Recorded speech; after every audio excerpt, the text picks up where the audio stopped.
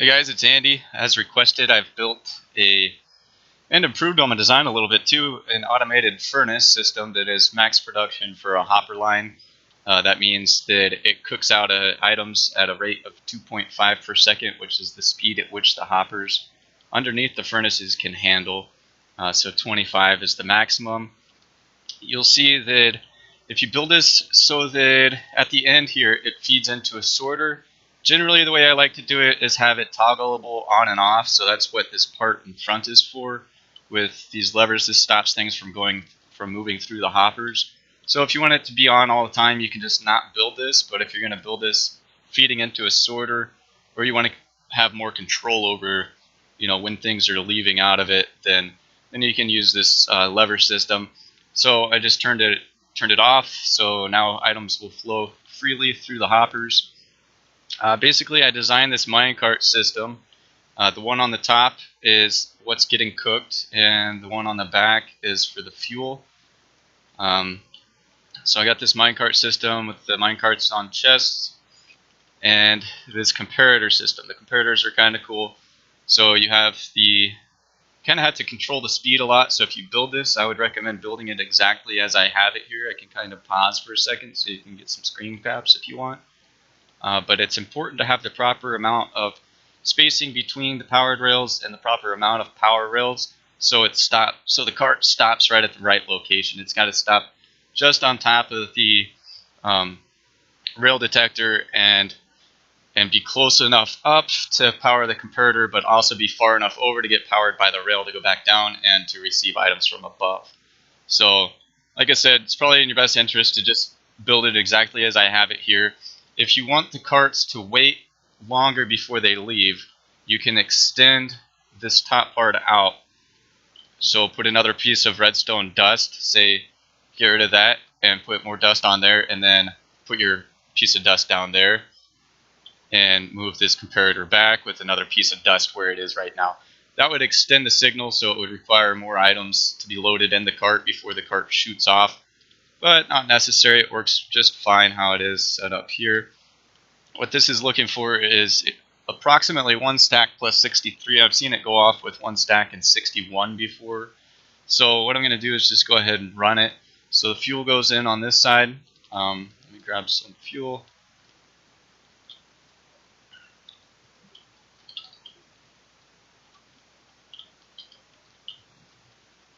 Get that started to load. And I also tried this design using a minecart with a hopper that seemed to load the cart faster so it would leave quicker, but it wasn't loading as much material in. So by the time it was on its way back, about halfway through its second pass, it wasn't dropping in these right here.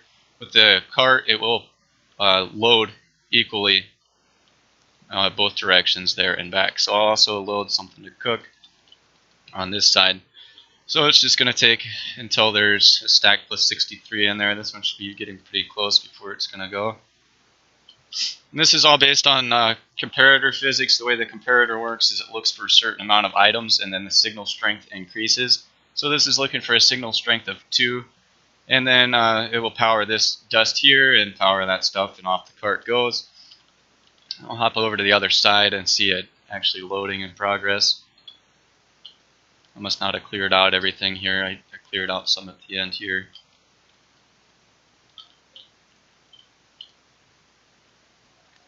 We'll wait on our iron to come through. It should be going any second now. And we'll watch all of our furnaces light up.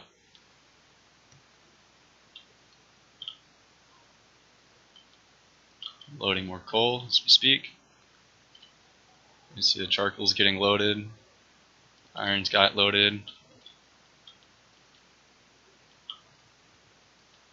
And it should go at just a pace where it's going to keep enough items in here to keep it running pretty well constant.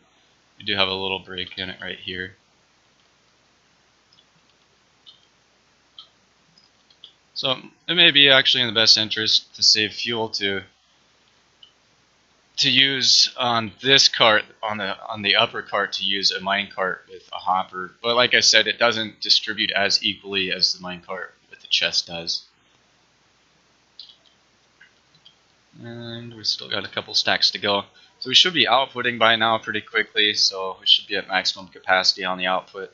As you can see, it's just constantly outputting, and that is the speed of a hopper it's going. So it's maximum efficiency. None of these hoppers should have any buildup in them down here.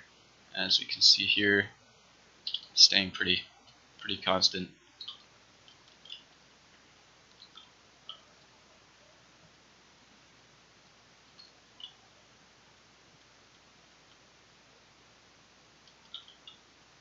Everything's still loading up. So this is one design. This is probably my favorite, especially if you have a lot of material to run through. It's easy, you don't have to go through and load up individual chests, and with the minecart system you don't have to have a huge pyramid of hoppers and chests to try and achieve proper distribution of items. This distributes it just about perfectly equal. Every one of these should have right at 2 or 1.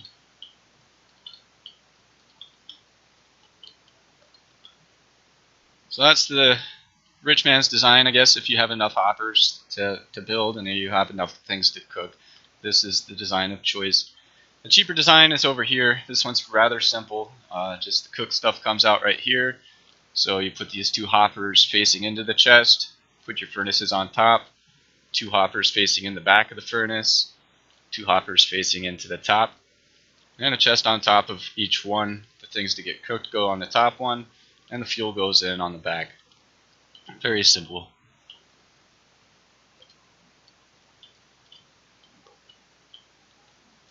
So the trickiest part about this design, like I said, is getting the cart to stop in the proper place. And you'll notice I had to have this one turn off so that the redstone and the tracks wasn't interfering with each other. They were working properly, except for the detector rails kept turning the track in different directions. So that's the reason for separating it like this.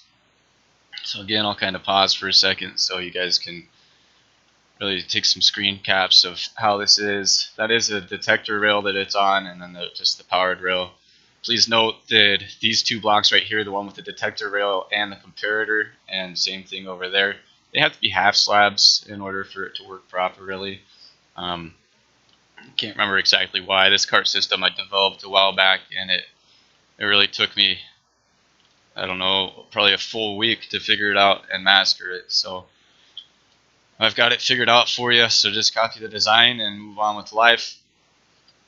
And like I said at the beginning of the video, if you're not running this into a sorter, I wouldn't worry about this front redstone with the torches and the lever. It's not necessary to have. It's just a nice feature to turn it off in case you want to run other things through your sorter first. As you can see, we've almost cooked everything that I brought over here, and I didn't have to do anything except for put the fuel in and put everything in one chest. The chest is empty, and it appears that it's not going to shoot off again because there are not enough items in here. Like I said earlier, it's looking to have 1 stack plus 63 in here, so if I go grab a couple of things, it will shoot off. We'll send some stone bricks through it.